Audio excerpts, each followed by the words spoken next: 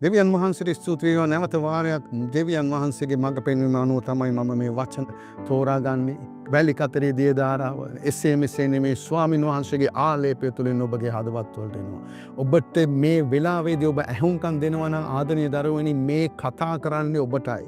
මේ කතා කරන්නේ යේසුස් වහන්සේ ඉස්සෙල්ලා මට කතා කරන්නේ. ඊට පස්සේ උන්වහන්සේ ඔබට කතා කරනවා. උන්වහන්සේගේ යහපත්කම උන්වහන්සේ මතක් කරනවා. උන්වහන්සේ ගීතාවලියේ 105 වෙනි වගන්තිය අද අපට මතක් කරනවා. උන්වහන්සේ කියනවා මක් නිසාද ස්වාමින් වහන්සේ යහපත්ේ? නැවතත් කියනවා උන්වහන්සේ.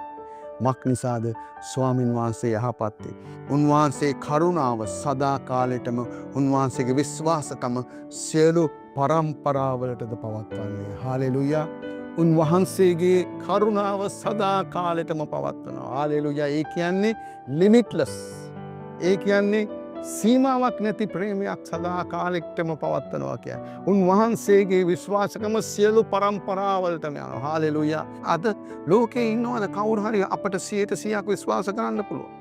නෑ. සල්ලි වෙනකොට අවිශ්වාසකම් වෙනවා. සමහර දේවල් වලට අවිශ්වාසකම් වෙනවා. නමුත් ඒ වචනේ කියනවා උන්වහන්සේ මේ දැනට පමණක් නෙමෙයි, උන්වහන්සේ පරම්පරාවෙන් පරම්පරාවට විශ්වාසවන්තව සිටිනවා. ඒ දෙවියන් වහන්සේ ඔබ දැනගන්න කැමතිද? ඒ දෙවියන් වහන්සේ ගාවට ඔබ තව ලං වෙන්න කැමතිද? උන්වහන්සේ ගාවට ලං වෙන්න.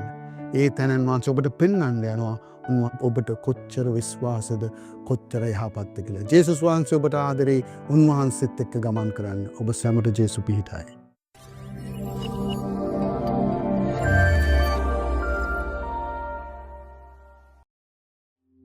ඔබත් එක්සත් එමීර් රාජ්‍ය තුළ වෙසෙන ශ්‍රී ලාංකිකයෙක් නම් පහත දැක්වෙන අංකයට ඇමතීමෙන් ඔබට අප හා සම්බන්ධ විය හැකියි.